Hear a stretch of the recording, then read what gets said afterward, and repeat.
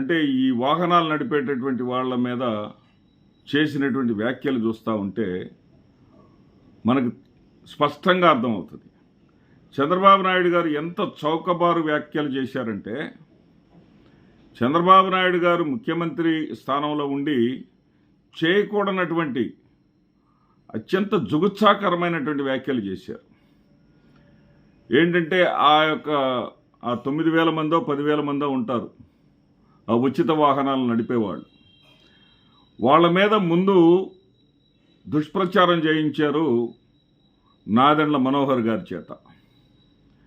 వాళ్ళందరూ కూడా సమాజానికి వాళ్ళ నాదెండ్ల మనోహర్ పార్టీ నాయకుడైనటువంటి పవన్ కళ్యాణ్ గారు ఆడపిల్లల్ని ఏదైతే వాలంటీర్ల మీద దుర్మార్గపు వ్యాఖ్యలు చేశారో, అదేవిధంగా వీళ్ళంతా కూడా స్మగ్లింగ్ చేస్తున్నట్టుగా వాహనాల ద్వారా అడ్డం పెట్టుకుని వాహనాల మీద చెడు అభిప్రాయం వచ్చే విధంగా ముందు చేశారు.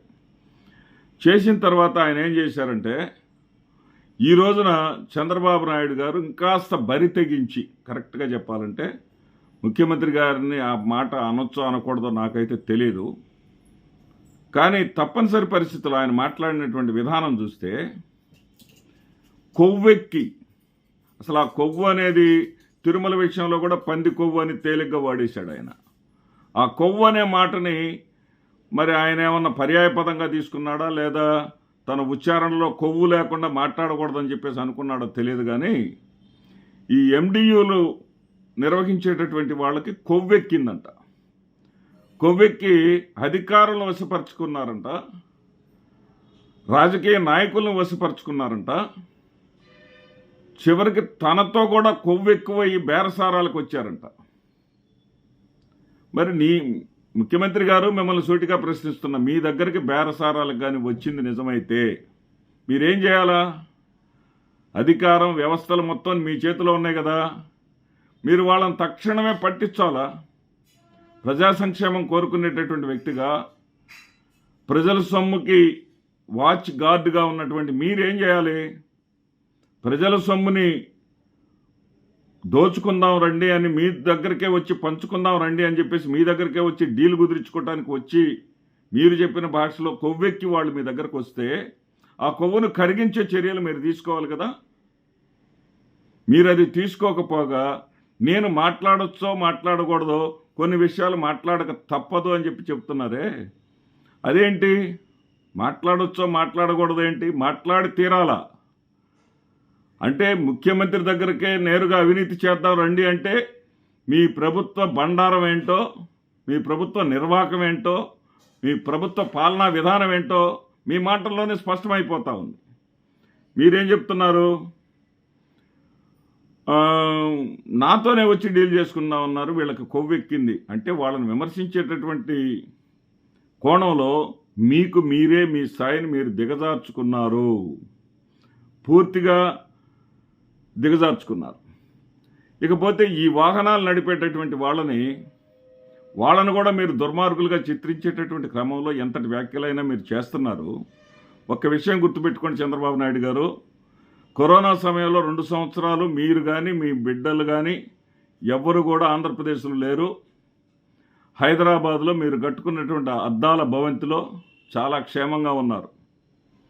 ఇక్కడ వాళ్ళని ఏమీ మీరు పట్టించుకోలే. కానీ ఆ సమయంలో బంధువులు కూడా పలకరించినటువంటి ఆ యొక్క దుర్భరమైనటువంటి పరిస్థితుల్లో ఈ వాహనాల్లో వెళ్ళి ఇంటింటికి వెళ్ళి నిత్యావసర సరుకులను పంపిణీ చేశారండి. ఇదే ఎండియూలు. అదేవిధంగా వాళ్ళని అంత దుర్భాషలాడాల్సిన అవసరం ఏంటి? మొన్న ఈ మధ్య మీరు అధికారంలోకి వచ్చిన వెంటనే బుడమేరు పొంగి విజయవాడ కకావికలం అయిపోతే ఈ వాహనాల ద్వారానే వాళ్ళందరికీ కూడా నిత్యావసర సరుకులను పంపిణీ చేశారన్న సంగతి గుర్తుపెట్టుకోండి చంద్రబాబు నాయుడు గారు. అదేవిధంగా మీరు ఎంత దారుణమైనటువంటి వ్యాఖ్యలు చేస్తూ ఉన్నారంటే, మరొక ప్రధానమైన విషయం ఇంకోటి కూడా ఉంది. ఏంటంటే మీరు ఈ నిర్ణయం ప్రకటించిన తర్వాత 9,000 పైచిలకు ఉన్నటువంటి ఈ వాహనదారుల్లో 20 మంది చనిపోయారండి. అంటే మీకు చావులంటే లెక్కలేవు, మీకు చావులంటే లెక్కుండదు. కుంభమేళాలో చనిపోలేదా, జగన్నాథన్ రథచక్రాల కింద చనిపోలేదా అంటారు మీరు. గుంటూరులో 3 చనిపోయినా మీకు లెక్క ఉండదు. మరి ప్రకాశం జిల్లాలో కందుకూరులో 8 మంది చనిపోయినా మీకు లెక్క ఉండదు. ఎక్కడ జనం చచ్చిపోయినా జనం ప్రాణాలంటే మీకు విలువే లేదు. కానీ బియ్యం అక్రమ రవాణా జరుగుతుందని చెప్పేటటువంటి క్రమంలో ఆ బియ్యం ఎవరు పంచడానికి వచ్చినట్టే వస్తారు. ఆ బియ్యం వద్దా అని పొలం చేతిలో పెడతారు. చేతిలో పెట్టేసి ఆ బియ్యాన్ని తీసుకెళ్ళి నేరుగా 175 నియోజకవర్గాల నుంచి కూడా మీరు కాకినాడలో నిన్న వాళ్ళతో ఉన్నారు కాబట్టి, ప్రజావేదిక పాలు పంచుకున్నారు కాబట్టి, ఆ కాకినాడ చంద్రశేఖర్ రెడ్డి మీద విషం కక్కటం, కాకినాడ నేరుగా వచ్చేస్తున్నాయని చెప్పటం. కాకినాడ నేరుగా 175 నియోజకవర్గాల నుంచి నిజంగా వస్తే దానికి కారకులు ఎవరు? మీ ఎమ్మెల్యేలు కదా, మీ అధికారులు కదా, మీ రాజకీయ నాయకులు కదా, మీ పార్టీ నేతలు కదా. ఒక్కసారి కొంచెం ఇంగిత జ్ఞానంతో మీరు మాట్లాడండి. ఇప్పుడు మీ DBT direct benefit transfer Jaganmohan Reddy గారు విజయవంతంగా అమలు చేసినటువంటి కార్యక్రమం. ఆ కార్యక్రమాన్ని మీరేం చేశారు? డైరెక్ట్ బెనిఫిట్ ట్రాన్స్ఫర్ని కాస్త డీలర్ బెనిఫిట్ ట్రాన్స్ఫర్గా మార్చారు. ఈ రోజున డీలర్ బెనిఫిట్ మీరన్న మాటలు కూడా ఇక్కడ చెల్లటల్లా. మీరేమన్నారు? డబ్బులు కావాలంటే నేరుగా మీరు ఇచ్చేస్తాను, నేను ఆ కొట్లోనే మీకు కావాల్సిన నిత్యావసర వస్తువులు వేరే కొనుక్కోవచ్చు అన్నారు. అది జరగట్లా. ఇక్కడ డీలర్లు ఇస్తున్నారు, ప్రభుత్వం ఇట్లా డబ్బులు, నీకు బియ్యం వద్దా, ఇగో ఈ డబ్బులు తీసుకో అని చెప్పేసి డీలర్లు ఇచ్చేస్తున్నారు. ఇక్కడ ప్రభుత్వం మీ చేతిలో ఉంటేనేమో ఒక వ్యాఖ్యలు మీరు చేస్తారు, మీరు కాకుండా జగన్మోహన్ రెడ్డి గారు మరొకరో ముఖ్యమంత్రిగా ఉంటేనే మరొక వ్యాఖ్యలు మీరు చేస్తారు.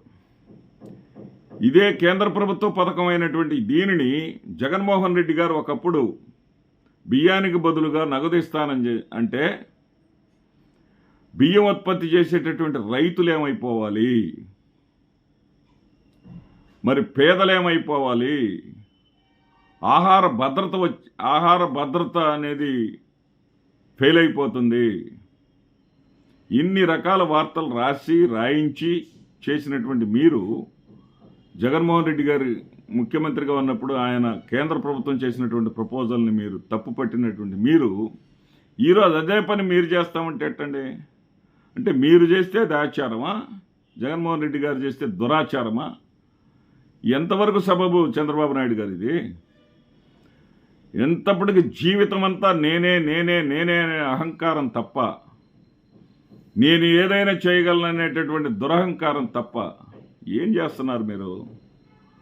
మీకు మీరు సమర్థుడిగా ఊహించుకోవటం కాదు,